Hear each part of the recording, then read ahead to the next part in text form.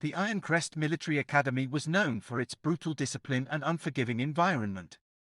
It was a place where cadets were molded into leaders, where weakness was mocked and only the toughest survived.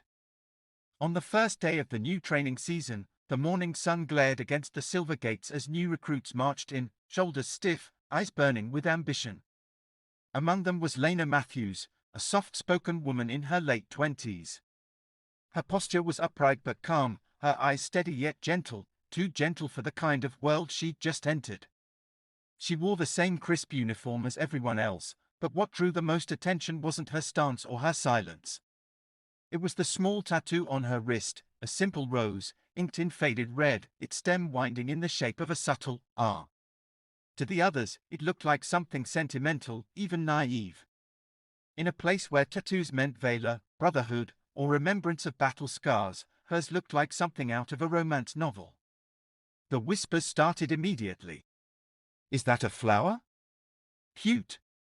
Maybe she thought this was an art club. One cadet, Mason Grant, a loud and proud troublemaker who loved to show off his own "kill or be killed" tattoo across his arm, made sure everyone heard his laughter. "You sure you're in the right place, sweetheart? That little rose isn't gonna help you survive here." Lena didn't answer. She just looked at him, her gaze calm, almost too calm, and simply rolled her sleeve back down. As the week went on, things only got worse. In the mess hall, someone dropped her tray accidentally. During drills, they mocked her silence, calling her "flower girl." Even the drill sergeant, Sergeant Harlan, a hard-edged man with a permanent scowl, had little patience for her quiet demeanor. "You want to make it here, Matthews, you better grow thorns," he barked. But Lena never raised her voice, never retaliated. She ran every lap, did every push-up, completed every grueling task with quiet resilience.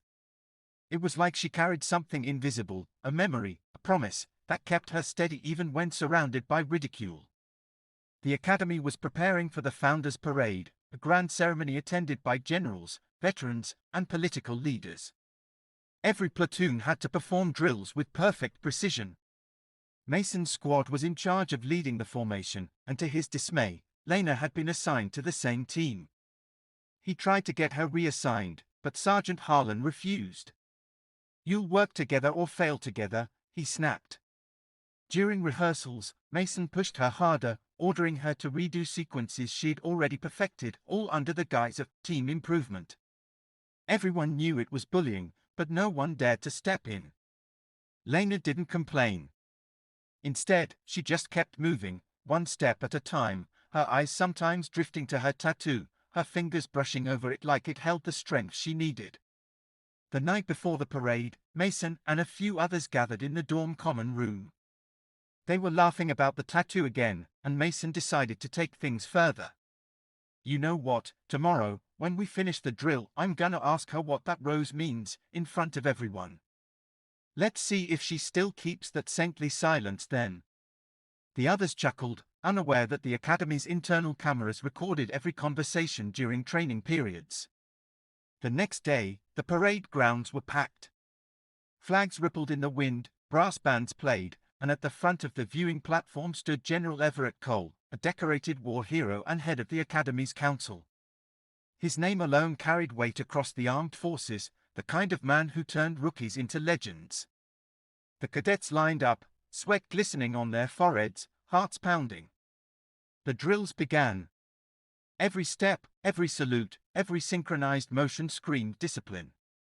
But as they reached the final sequence, Mason executed his cruel plan.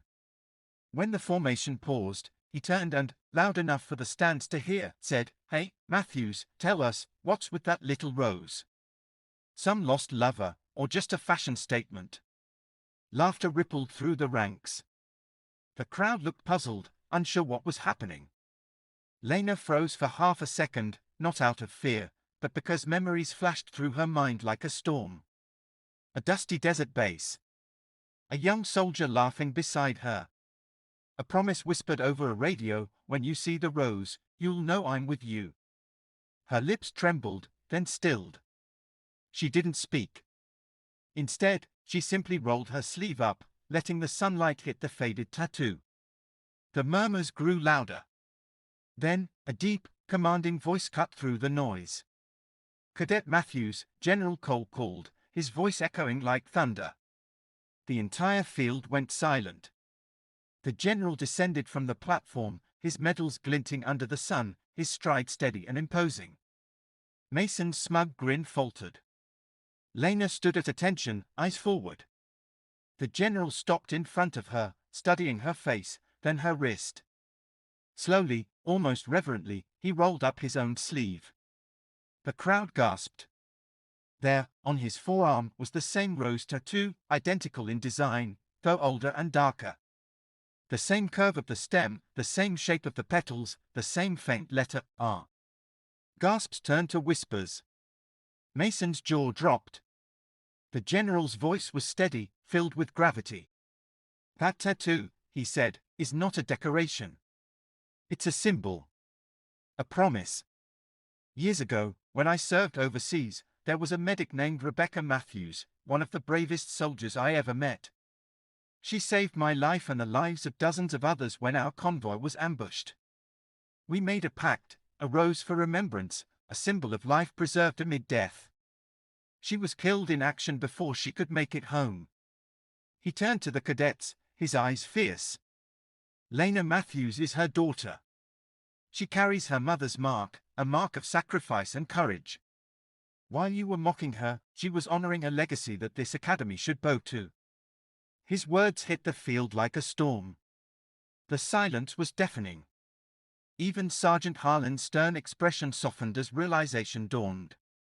Mason lowered his head, his arrogance dissolving into shame. Lena's eyes shimmered, but she held her composure. The general placed a hand on her shoulder. "Your mother would be proud. You didn't need to defend yourself.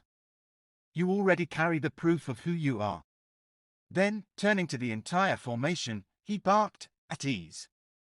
And if any of you ever mock a symbol you don't understand again, you'll answer to me personally." The rest of the ceremony went on, but no one's focus was the same. The story spread across the academy by nightfall. Mason approached Lena in the hallway later that evening, his tone subdued. "I didn't know," he muttered. "I'm sorry." Lena looked at him, her voice quiet but firm. "You don't need to know someone's story to treat them with respect." And with that, she walked away, leaving him staring after her, the weight of her words heavier than any punishment. Days turned into weeks, and Lena's reputation transformed. The same cadets who once mocked her now sought her advice, followed her example. She was still quiet, but her silence now carried power, the kind that comes from resilience and dignity. Sergeant Harlan promoted her to lead her own squad, noting in his report, "Exemplary conduct. Demonstrates the discipline of a leader born, not made." Months later, at the Academy's graduation ceremony, General Cole took the podium again. "Leadership isn't about who shouts the loudest," he said. "It's about who stands firm when the world tries to break them." Cadet Matthews reminded us that strength isn't in muscle or medals, it's in the heart that refuses to bow. The audience rose in applause, many with tears in their eyes. Lena stood among her fellow graduates, the rose on her wrist gleaming faintly under the light.